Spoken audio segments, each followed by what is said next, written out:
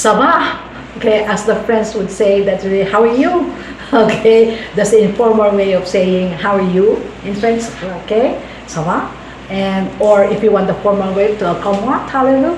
Okay, again, as I mentioned in the last episode, maybe I get tired saying how are you, hi, hello.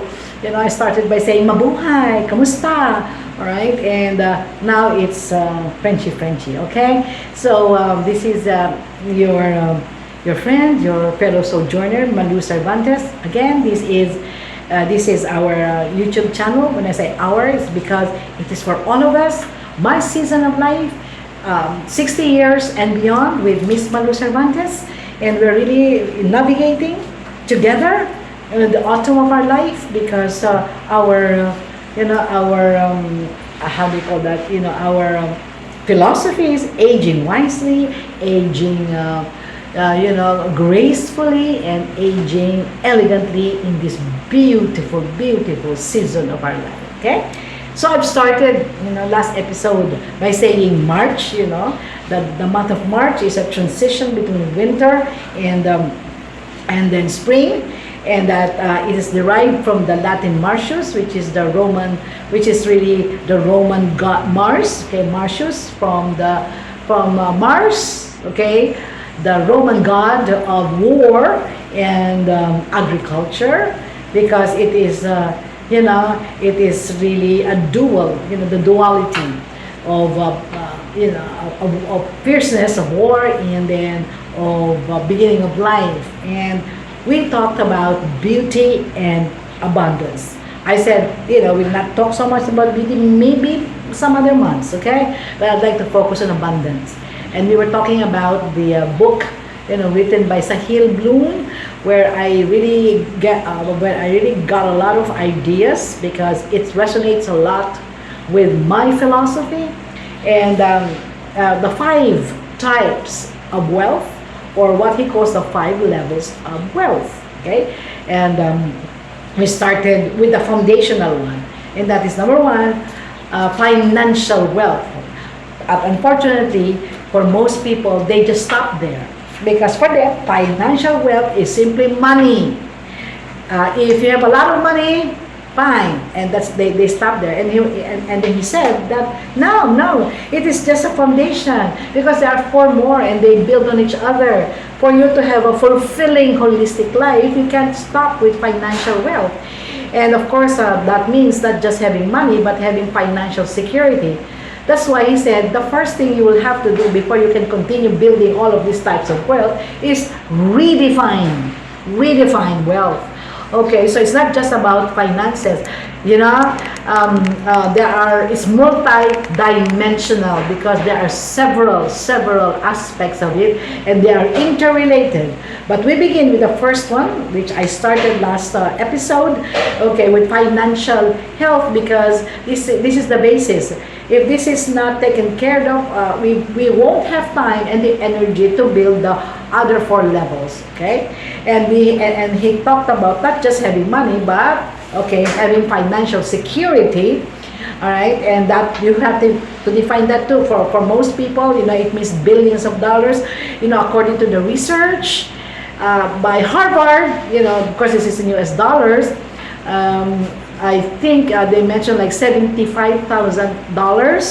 If you reach that kind of an income, and everything is provided for you, whatever amount you earn will not give you as much as satisfaction. Why? Because you have already reached what we call the threshold, whatever it is. For some people, it's $200,000. It's up to you, okay? But basically, it's financial security and growing your wealth through investments, through financial planning, through entrepreneurship. And I talked about Ramit Sethi, who is a very practical, pragmatic type of financial planner, and I follow him. Now, let's focus on that. He mentioned something like 50, 20, 30 ratio. Okay, what is he trying to say? For to help us in our budgeting and savings, for the future, etc. Most people will simply just scrimp, and then they feel deprived, and then they forget about their budget. Why? because it's not sustainable. That's what he's trying to say. Okay, that they will scrimp on little things like, not buy an espresso. Okay, so those little things, and then they feel bad because they are giving up some of the things that give them joy.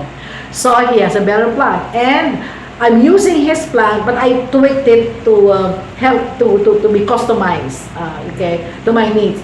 The 50, 20, 30 is this: 50% for every, when you get your paycheck or whatever amount of money you have from business, from your paycheck, immediately remove 50% for what he calls, the monthly budget, the finances, the expenses you have, like a mortgage and transportation and groceries and all of these things that you need to pay, whether you like it or not. So 50% only.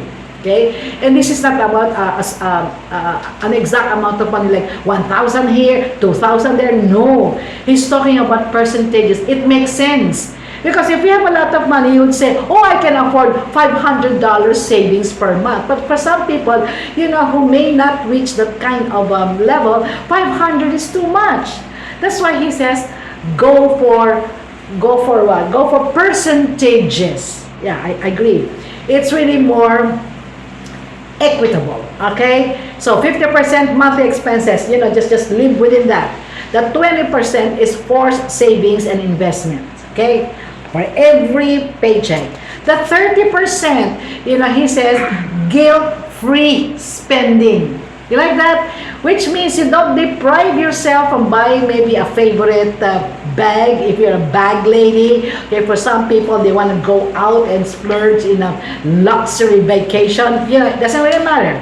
30% guilt-free. So that gives you 100%. Now, I tweak with that. Because I subscribe to other, what I call financial advice.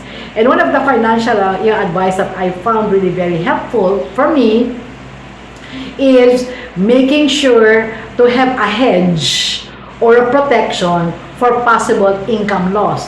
Like, for instance, like for some reason you lose your job, and in the meantime you're looking for a job, you're jobless, you don't have income for the next 1 to 6 months or something like that. Okay, so you will not really panic because you have an emergency fund for potential income loss. Okay, and they're saying 3 to 6 months, but I would like to go further and say for 1 year of no income, so that I can still be calm, all right, and peaceful. Okay, so this is where I recalibrated. Definitely 50% expenses. So we are forced to live within or below our means. 50% expenses. Okay. In 20%, I maintain that 20% investment, savings, investment. It's not just saving. You save that and then you invest it. Okay, and then you can forget it long term. So the compounded, interest, which is really fantastic, according to Warren Buffett. Okay, then 10%. Okay, for income loss. I build it. I'm beginning to build it until it will reach, 1 year of monthly expenses. Right, I'm building that in another savings account.